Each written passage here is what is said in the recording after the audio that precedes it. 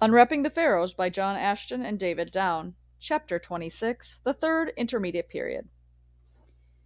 The Third Intermediate Period, dynasties 21 to 25, is a dark age because we are so much in the dark over what happened during this period. The reason is that some dynasties during this period did not exist as independent dynasties and left few records of their activities. Instead of being regarded as consecutive or currently believed, they should be regarded as contemporary with other dynasties, and the chronology of Egypt should consequently be drastically reduced. As far as chronology is concerned, the Third Intermediate Period is the villain of the piece. On the assumption that dynasties 21 through 25 were consecutive, early scholars dated them approximately 1070 to 665 BC. But a number of recent scholars have challenged this assumption. Although Manetho seems to regard dynasties 21 through 25 as successive, most scholars now acknowledge that dynasties 22 and 23 are contemporary with each other, and dynasties 24 and 26 are contemporary with dynasty 25. Revisionists claim that dynasties 21 and 22 should be regarded as contemporary with other dynasties. This would reduce Egyptians' dates by some 250 years. That such a drastic revision is feasible is bluntly stated by Dr. Colin Renfrew of Cambridge University in his foreword to the book by Peter James, Centuries of Darkness. He wrote, "This disquieting book draws attention in a penetrating and original way to a crucial period in world history, and to the very shaky nature of the dating of the whole chronological framework upon which our current interpretations rest. The revolutionary suggestion is made here that the existing chronologies for that crucial phase in human history are in error by several centuries, and that, in consequence, history will have to be rewritten. I feel that their critical analysis is right, and that a chronological revolution is on its way." James put it bluntly when he said, "Over the last century, chronology has provided the focus of some of the most protracted and troublesome debates in a wide variety of fields, from European prehistory to biblical archaeology. All these can now be seen as the product of a common cause, a misplaced faith in the immutability of the established framework. The resulting Dark Ages and all their ramifications really amount to a gigantic academic blunder. Prima facie, the theory of Stoic dating may look watertight. Closer examination, however, reveals a web of interlocking assumptions, each of which requires extensive re-examination. There are good reasons for rejecting the whole concept of Sothic dating as it was applied by the earlier Egyptiologists. The case for accepting the astronomical dates for Egyptian history is now so riddled with doubts that the whole structure can be seen to be creaking at the seams. David Rohl, in his book Test of Time, wrote, "Egyptiologists have constructed a dating framework for the Third Intermediate Period which is artificially overextended. More recent research has led to the belief that fundamental mistakes in the currently accepted chronology were made in the formative years of ancient world studies. This book will demonstrate that all is not well with the conventional chronology. Much has been made of the supposed synchronism between Shoshanek, founder of the 22nd dynasty, Shishak of the Bible, 1 Kings 14:25. The names were somewhat similar, and although scholars could not be sure of this date, they speculated that it fitted and assigned to it the time of Shishak of the Bible.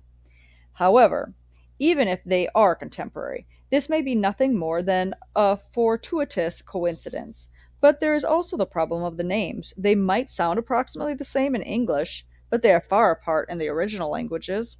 In Chronology and Catastrophism Review, Volume 8, John Brimson wrote, "It is therefore impossible to prove that the names are the same, and there remains an equally strong, perhaps stronger, possibility that they are not."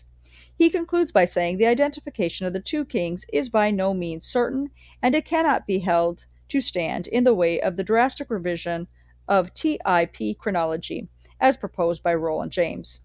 Indeed, to argue that the equation Shoshanek equals Shishak proves the correctness of the current chronology would be to indulge in a circular argument, since the chronology has, in its accepted form, been constructed on the basis of the identification. It was Champollion who first read the name Shoshonek on the inscription of the south wall of the Temple of Karnak and suggested that he was the Shishak of the Bible. But there are serious doubts about the authenticity of Shoshonek's inscription. Shoshonek does not relate that he invaded Israel or that he conquered Jerusalem. He simply writes a list of cities that he is presenting to the god Amun, and Jerusalem is not among them. Most scholars regard Dynasty 22 as of Libyan origin, but some claim that he was an Assyrian prince. This was during the period when Assyria made incursions into Egypt. If Shoshonek had conquered Jerusalem and taken all the fabulous treasures out of the temple, there he would certainly have made a big deal of it. Some have pointed out that some of the inscriptions had been changed, and perhaps Jerusalem was mentioned among the damaged section, but Jerusalem would have been the prize and would have been mentioned at the beginning of the inscription, which is still intact. Actually, the list is probably just a copy of another king's list. James Pickard, in his book The Ancient Near East, Volume 1, states how unhistorical his large claims were is clear from a statement to the Pharaoh by the god of Amun, "I have subjugated for thee the Asiatics of the armies of Mitanni." Mitanni is a nation that ceased to exist at least 4 centuries earlier. The TIP is often referred to as the Dark Ages of Egyptian history, simply because we are in the dark as to what really happened. We have far less information from Egyptian sources about this period of time than we do about much earlier periods, and the reason is that they did not exist as separate dynasties.